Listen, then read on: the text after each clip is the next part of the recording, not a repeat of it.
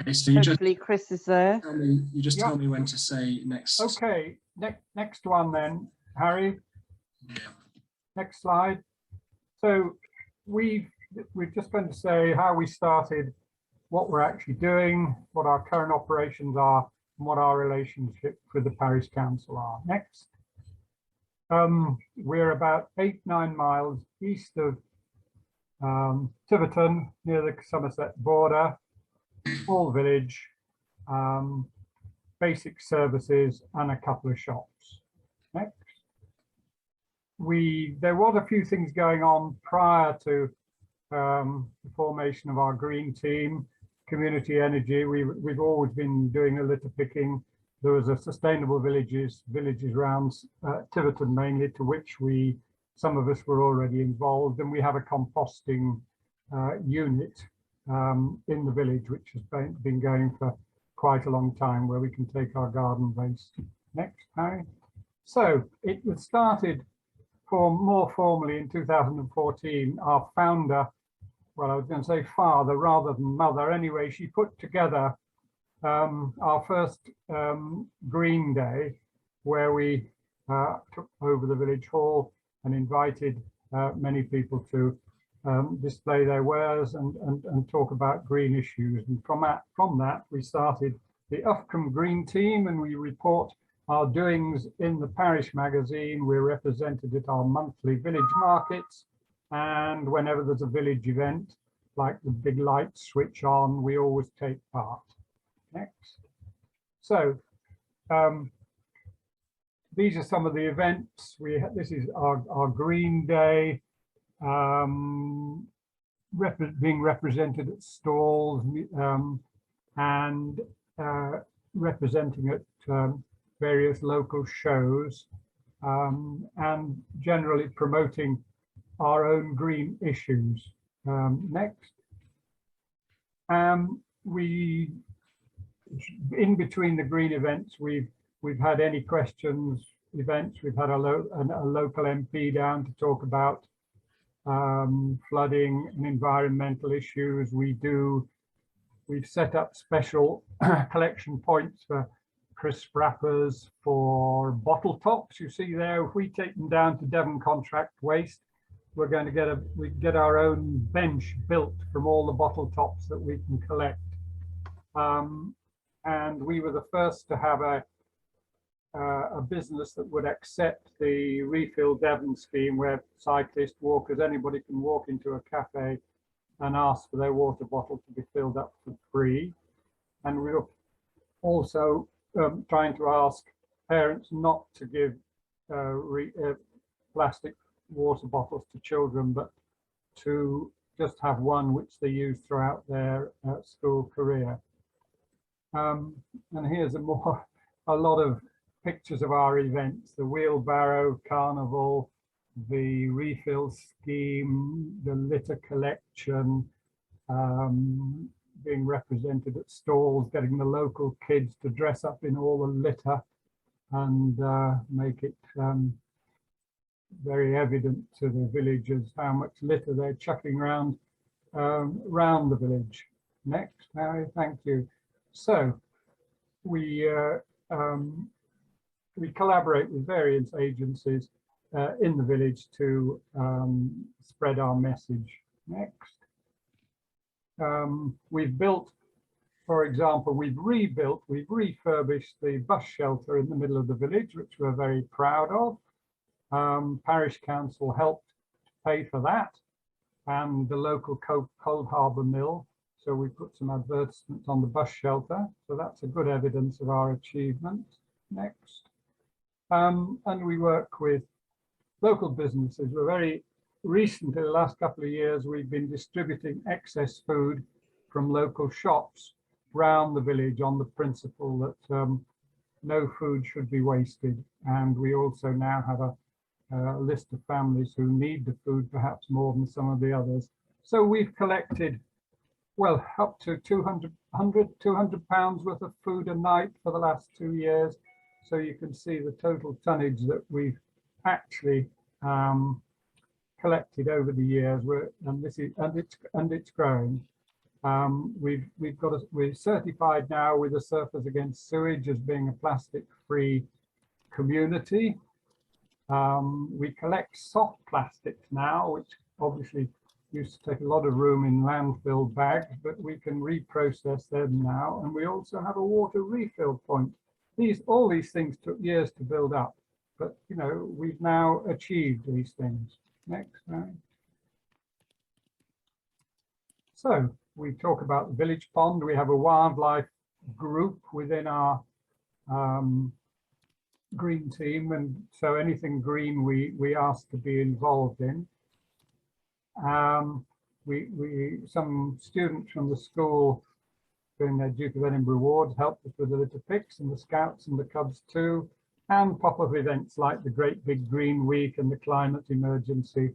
We had a stall in the middle of the village to draw attention to the COP26, and for our pledges to be read out by one of our friends in Glasgow.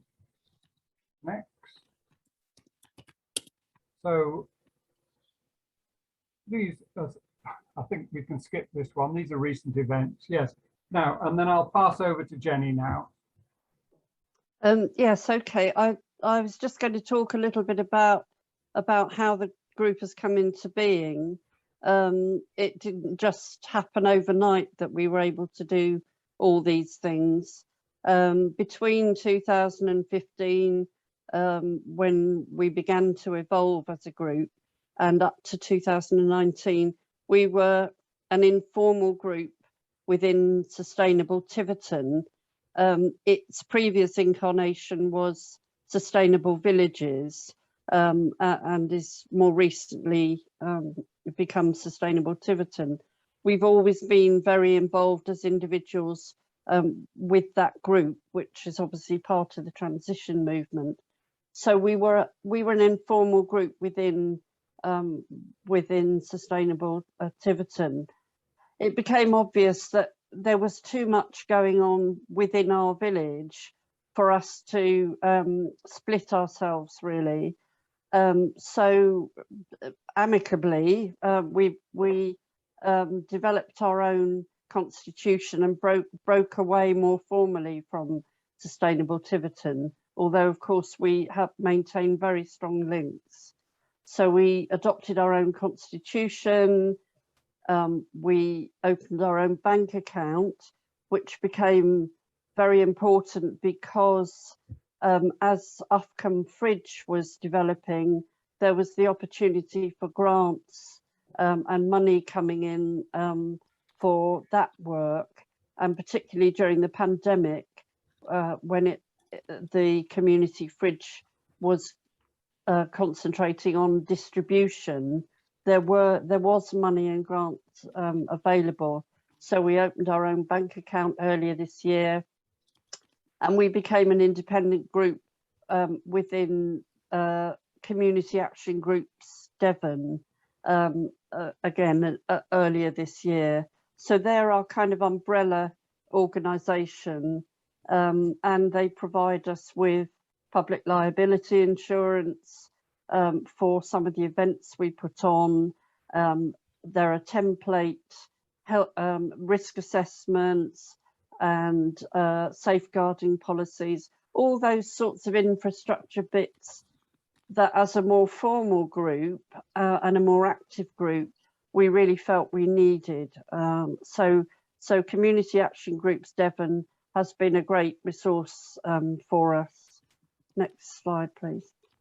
So our structure now, we do have an officer group. Our constitution, which is very simple, allows for us to have a small officer group to keep things ticking over, to monitor, to make sure somebody's done the risk assessment for the next event, all those kinds of formal things. So we've got co-chairs and a secretary and a treasurer, and our founder member is also a member of that officer group, although she prefers not to have a title.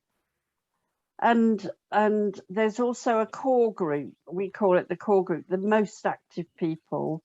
That's open to anybody in the village who's interested in green issues, but it has evolved as people who take the lead on various different activities. We've got a regular mailing list of around 65, and that's growing quite a lot.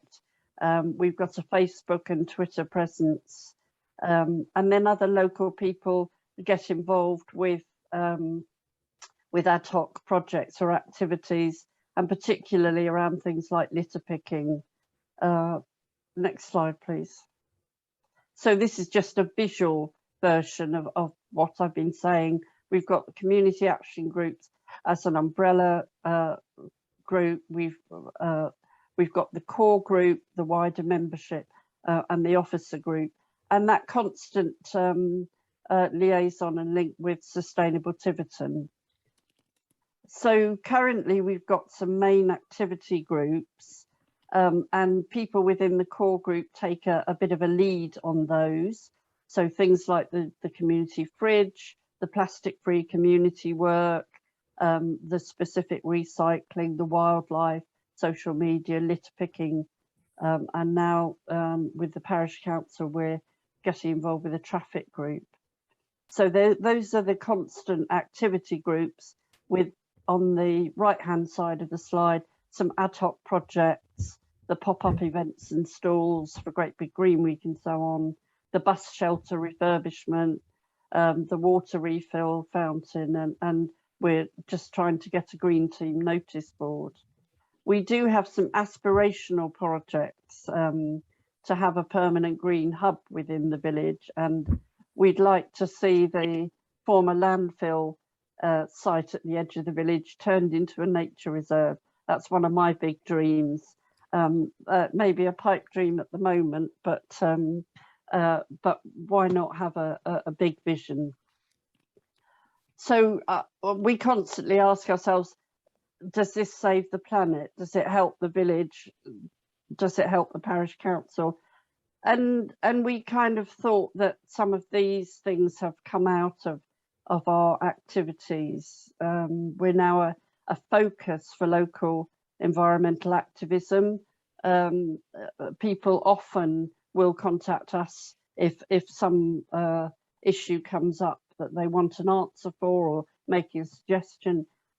Our constant presence may be an irritant to some, but it keeps the issues on the agenda. We really do try to keep ourselves visible. It's also within the Green Team encourage the development of expertise. You know, there are people who are very interested in the community energy side. The wildlife group has made some enormous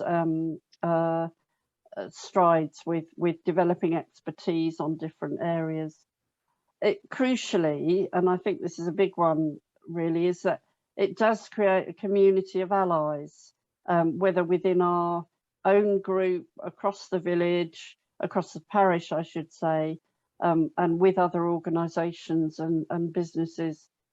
And it gives us a focus for networking with other local groups within our parish, but in the wider area. Just quickly on the relationship with the parish council, from 2017 we've had a Green Team liaison councillor on the parish council.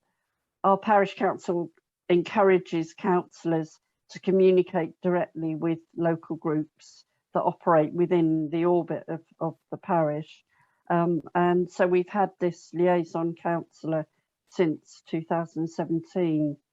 We've got two other councillors who happen to be members of Green Team who are now parish councillors, and one of those councillors is actually chair of the planning committee, the local planning committee, which of course is a very useful connection to have. And it was through our own, sorry, could you just pop back? Thank you. Through our own encouragement that the parish council adopted their climate emergency resolution. And some councillors have said to us, if you hadn't given us a push, that might not have happened, or certainly might not have happened yet. So it's a kind of a two-way process, we hope, an exchange of ideas, and we'd also include Devon County Council and Mid Devon councillors in that as well, because we have had some very supportive actions by some of our Mid Devon councillors, and we try and share expertise as allies. We feel that we're going to have to work closely together with the parish council on the climate emergency implications, which of course is what this group this afternoon is all about. And as a green team, we will be looking to the parish council for some practical help, such as permission to use a piece of parish council land for a pop-up, for example, or we're looking for financial help for things in future. Thank you. So just some of our short-term goals: we're going to get the fridge moved to a more accessible place so that more people in the community can access it. And we're hoping that's going to be in the grounds of the local surgery. We're working on this notice board. We've been working with the quarry company to open up a viewing area into a pond so that bird life can be watched, and we're working on the website. So we've got to keep involving young people more, particularly from our local school, keep the climate emergency on everybody's agenda, work with local businesses, and build on existing links and expand our active membership. And these are our bigger dreams: the community hub, the Uffculme greenhouse, we'd like to see it, and the landfill site, and we would like to see a community energy project locally. Thanks. So those are just our contact details, which Harry can make available, and we've also got a background document if anybody would like to have a copy of that. I'm very happy to hear from you.